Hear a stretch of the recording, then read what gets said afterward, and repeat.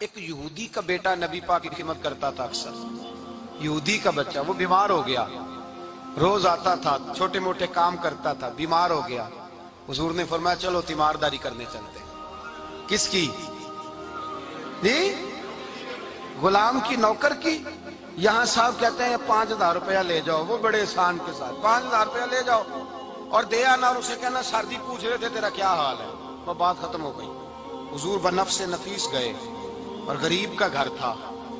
وہ یہودی باہر نکلا جس کا بیٹا بیمار تھا. تو کہتا جب دروازے پہ میں نے مسلمانوں کے نبی کو کھڑے دیکھا تو میرے پیروں تلے زمین ہی نکل گئی.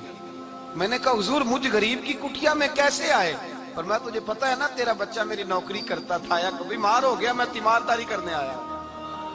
وہ یہودی کہتا مجھے خیال یقین ہی نہ آئے کہ میرے گھر میں حضور, تو امیر حرم, میں غریب بے نوا, تو کجا من کجا, میرے گھر میں حضور آئے. کہتے کہاں ہے ہمارا پیارا؟ حضور وہ لیٹا ہوا ہے. صحابہ کہتے ہیں نبی پاک سرانے گئے تو اس کا آخری وقت تھا, تھوڑا سا ٹائم تھا. میرے مصطفیٰ نے فرمایا تو میری نوکری کرتا تھا, آج میں تیری تیمارداری کرنے آیا ہوں. غلاموں سنو, جو رسول اللہ کی نوکری کرے آخری وقت آئے تو اللہ کے رسول پہنچ جایا کرتے ہیں, حضور پہنچ جایا کرتے ہیں.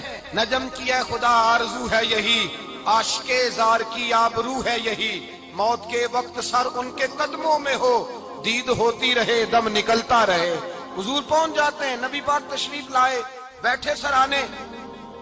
حضور نے جب اپنا برف سے ٹھنڈا اور کستوری سے زیادہ خوشبو والا ہاتھ اس کے بالوں میں پھیرا, آنکھیں کھولی. حضور نے فرمایا چل کلمہ پڑھ جا, چل میرا کلمہ پڑھ جا. ساری دنیا در رسول پہ آ کے کلمہ پڑھے اور حضور اسے کلمہ پڑھانے گھر تشریف لے گئے. یہ ایک مزدور کو, ایک محنت کرنے والے کو اعزاز دیا. گھر گئے, کلمہ پڑھ لے. اس نے اپنے والد کی طرف دیکھا اور والدہ کی طرف دیکھا. ماں باپ یہودی ہیں, رونے لگے, کہنے لگے بیٹا یہ ہم سے زیادہ بڑھ کر تیرے حق میں خیر خواہ ہے, جیسے کہتے ہیں کر لے. اس نے کلمہ پڑھا اور حضور کی گود میں لوٹ پوٹ ہونے لگا. کلمہ پڑھا, روح پرواز کر گئی. شارحین کہتے ہیں جب نبی پاک وہاں سے نکلے تو حضور نے فرمایا اٹھاؤ اس کی میت کو. ماں باپ کہنے لگے کہاں لے جانا ہے؟ فرمایا ہم اپنے طریقے کے مطابق غسل کفن کریں گے, اس لیے کہ جو کلمہ پڑھ جائے پھر وہ میرا ہو جایا کرتا ہے, میرا ہو جایا کرتا ہے. بھائی یاد رکھیں, مزدور کو حضرت ربیعہ بن کعب فرماتے ہیں میں حضور کو وضو کراتا تھا. رات کا وضو میری ذمہ داری تھی, صرف ایک وضو رات کا. ہمارے ہاں تو 25 سال مزدور مزدوری کر کے چلا جاتا ہے, پر وہ مزدور ہی رہتا ہے. وہ مزدور ہے, اس کا کوئی اعزاز نہیں, کوئی اس کے لیے. وہ کہتے ہیں اب بابا جی آپ کو کھانسی زیادہ آتی ہے, اپنے بیٹے کو لگا دیں, کسی اور کی ڈیوٹی لگا دیں, اب آپ کام نہیں کر سکتے. 25 سال نوکری کی, ملا کیا؟ حضرت ربیعہ کہتے ہیں میں وضو کراتا تھا رات کا. میرے نبی پاک نے فرمایا شادی کیوں نہیں کرتا؟ تو میں نے کہا یا رسول اللہ نہ میرے پاس حسن ہے, نہ پیسے ہیں, نہ کوئی کاروبار ہے, مجھے کون رشتہ دے گا؟ میرا روپ بھی نہیں تے میرا رنگ بھی نہیں, میں نے یار مناؤن دا ٹانگ بھی نہیں, کون مجھے رشتہ دے گا؟ کہتے ہیں حضور خاموش ہو گئے. دوسرا دن آیا تو میں وضو کرانے پہنچا تو نبی پاک نے فرمایا شادی کیوں نہیں کرتا؟ کہتے ہیں میں نے کہا حضور کون رشتہ دے گا؟ وہی 3 باتیں دہرائیں, نہ پیسے ہیں, نہ حسن ہے, نہ کوئی کاروبار ہے, نہ مکان ہے. فرمایا حضور نے تیسرے دن پھر کہا. جب دوسرا دن ہوا نا تو حضور نے کہا, حضور خاموش ہوئے میرے جواب پر. میں نے کہا یار اتنا بیوقوف ہوں, حضور روز پوچھتے ہیں اور میں جواب ہی نہیں دیتا. کہتے ہیں تیسرے دن میں نے ارادہ کیا آج نبی پاک پوچھیں گے تو میں کہوں گا حضور جیسے دل کرتا ویسے ہی کرا دیں. کہتے ہیں تیسرے دن میں گیا, سارا وضو کرا لیا, پر نبی پاک نے پوچھا ہی نہیں. میں ارادہ کر کے گیا تھا کہ آج پوچھیں گے تو بتا دوں گا, حضور نے پوچھا ہی نہیں.